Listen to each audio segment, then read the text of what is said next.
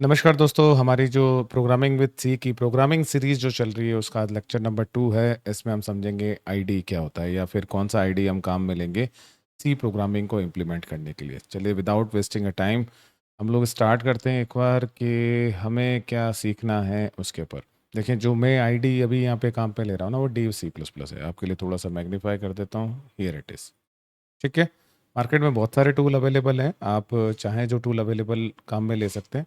For example आपको लगता है कि नहीं यार, मेरे को कोई दूसरा, you can use VS code, आप काम में ले सकते हैं। आप जीसीसी कंपाइलर से भी कर सकते हैं, कोड ब्लॉक से भी आप कर सकते हैं। इसका ट्रेडिशनल कंपाइलर टूल जो है टर्बो सी प्लस प्लस, आप उसको भी यूज़ ले सकते हैं। मेरे केस में मैं इजी कन्वीनियंट के हिसाब से डेव सी प्लस प्लस जो है वो मैं काम में ले रहा हूँ, और इसका मैं 5.11 वर्जन जो है, यानी 11 वर्जन जो है वो मैं काम में ले रहा हूँ। ठीक है। अब इसमें कुछ चीज़ें आप समझ लेते हैं। कुछ कंट्रोल ऐसे हैं जिनकी ज़रूरत पड़ेगी, सिर्फ उन बेसिक कंट्रोल्स को मैं एक बार समझा देता हूँ। जैसे फाइल मेन्यू के अंदर अगर जाते हैं यहाँ पर, तो फाइल मेन्यू में मुझे किस किस चीज़ की ज़रूरत पड़ेगी वो आप देख लीजिए। न्यू में से एक सोर्स फाइल बनाने की मुझे ज़रूरत पड़ेगी। एग्जिस्टिंग कोई फाइल है उसे ओपन करने की ज़रूरत पड़ेगी। एक सेव करने के लिए ज़रूरत पड़ेगी, एक सेव एज ए करने के लिए ज़रूरत। ठीक है। ये कंट्रोल किसके हैं? वो यहाँ के कंट्रोल हैं, यानी फाइल मेन्यू से रिलेवेंट जो चीज़ें हमें चाहिए ना, वो हमें चाहिए होगी। और अगर थोड़ा-सा और इसको देखते हैं, हमें एक एग्ज़ीक्यूट करते टाइम, अभी फ़िलहाल बिगिनर लेवल पर एग्ज़ीक्यूशन के टाइम पर हमें ज़रूरत पड़ी। एग्ज़ीक्यूट में क्या-क्या आएगा? कंपाइल करना, रन करना, कंपाइल एंड रन करना। ठीक है? तो थोड़ा-सा इस चीज़ को आप ध्यान रखेंगे कि इनकी ज़रूरत पड़ेगी। आप जब कभी भी करेंगे ना, अभी देखिए ये अनचेक आएँगे ये सारे। क्योंकि मैंने अभी कोई फ़ाइल क्रिएट करी नहीं है, इसलिए अभी आपको अनचेक मिलेगा। कंपाइल करना है, रन करना है, कंपाइल एंड रन करना है, जो मैंने अभी बोले थे। थोड़ा आप है ना एज़ ए टर्म पीरियड पर ये शॉर्टकट कीज़ थोड़ा याद करना स्टार्ट कर देना, क्योंकि ज़रूरत पड़ेगी आगे चलकर। जब कभी भी देखो डेवलपमेंट करते हैं और प्लस किसी प्रोग्रामिंग को सीखते हैं, तो ये शॉर्टकट्स कीज़ आपको धीरे-धीरे याद होनी। फिलहाल विदाउट वेस्टिंग अ टाइम मैं फ़ाइल में जाता हूँ और यहाँ से आकर एक न्यू सोर्स फाइल बना देता हूँ। ध्यान रखना, जिसमें आप कोड लिखते हैं उसको सोर्स फाइल बोलते हैं। इसका शॉर्टकट जो है वो कंट्रोल प्लस एन है। ठीक है। मैं यहाँ पर कंट्रोल प्लस एन यूज़ कर लेता हूँ, and then that time period पर यहाँ पर जो है अब मुझे कोड लिखने के लिए लाइन्स मिल रही है। तो आप देखेंगे ना, अब जैसे जस्ट एन एग्जांपल मैं यहाँ बढ़ाता चला जाता हूँ, नंबर ऑफ लाइन्स बढ़ती चली जा रही है।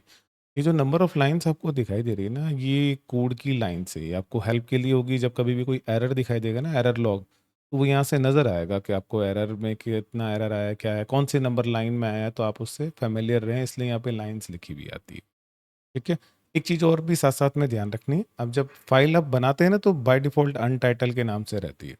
और जो फाइल आपने सेव नहीं करी ना, उसमें ऐसा ये आपको स्क्वायर ब्रैकेट के साथ में आपको यहाँ पर एस्टेरिस्क नज़र आ जाएगा। जब आप सेव करेंगे तो आपको सेव करते टाइम पर यहाँ सेव होगा वो लगाएगा, और एक्सटेंशन के साथ नज़र आएगा।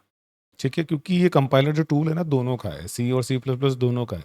इसलिए जो फाइल सी की होगी उस पर डॉट सी लिखा हुआ आएगा, और जो सी प्लस प्लस की होगी उसमें सीपीपी लिखा हुआ है। बाई डिफ़ॉल्ट ये सीपीपी पे रहता है। तो थोड़ा-सा आपको इस चीज़ का ध्यान रखना है, ये टर्मिनोलॉजी आपको समझ के रखनी है। ठीक है? तो ये कुछ ऐसे कंट्रोल हैं जिनकी आपको ज़रूरत पड़ेगी इस पूरे ड्यूरेशन पैटर्न पे। अभी फ़िलहाल जो ज़रूरी है वो मैंने आपको बता देंगे कौन-कौन से ज़रूरी है। अभी देखो, मैंने आपको कहा था कुछ अनचेक आपको दिख रहे थे, लेकिन अब वो हाइलाइटेड में नज़र आएँगे। दिख रहे हैं ना यहाँ पे, जैसे सेव करने के लिए ये रहा सेव करना, सेव एज़ ए करना, कोई एक्जिस्टिंग है उसको ओपन करना। इनके शॉर्टकट कीज़ प्लीज़ यार याद कर लीजिएगा। आज नहीं तो कल ज़रूरत पड़ेंगे। जो रिसेंट फ़ाइल आपने ओपन अप करी है वो यहाँ पर दिख जाएगी। ठीक है। मेरे केस में मैंने कुछ 1 या 2 प्रोग्राम बनाए थे इस पीसी के ऊपर, तो वो नज़र आ रही है। आपको ये नहीं चाहिए तो आप क्लियर भी कर सकते हैं, यू कैन क्लियर इट। ठीक है। एक ये कुछ कंट्रोल्स हैं जिनकी आपको ज़रूरत पड़ेगी समझते टाइम पीरियड पे। आगे चल के जिस पे मैं प्रोग्राम बनाऊँगा इसी बारी, तो आपको थोड़ा-सा हेल्प, ये आइडिया हो तो आपको पता चल जाएगा। एक जो भी एरर्स आएँगे ना, वो एरर्स यहाँ पर कंपाइल करते टाइम इस लॉग में नज़र आएँगे। मैग्नीफाई कर देता हूँ आपके लिए। तो यह कंपाइलेशन टाइम पीरियड पे लॉग पे नज़र आएँगे। तो आप उनको देख के अंदाज़ा लगा सकते हैं कि भाई अगर कोई एरर आया है तो किस चीज़ का एरर आया है, उसका आइडेंटिफ़िकेशन आप कर सकते हैं। ठीक है? तो होपफुली ये बात आपको समझ में आई होगी। अभी इसका इतना ही प्रोसेस है, फिर इसके बाद में कंपाइल करके रन करना है और दूसरी चीज़ें हैं, वो हमारे आने वाले लेक्चर्स में हम लोग देखेंगे। फिलहाल अभी के लिए इतना रखते हैं, बाकी जो सारी चीज़ें हैं उसको हमारे नेक्स्ट लेक्चर में रखें।